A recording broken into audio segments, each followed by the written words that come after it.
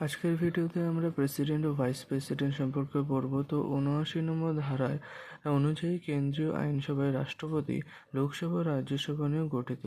রাষ্ট্রপতি দেশের সর্বোচ্চ প্রশাসক হলেন রাষ্ট্রপতি, executive head of the state.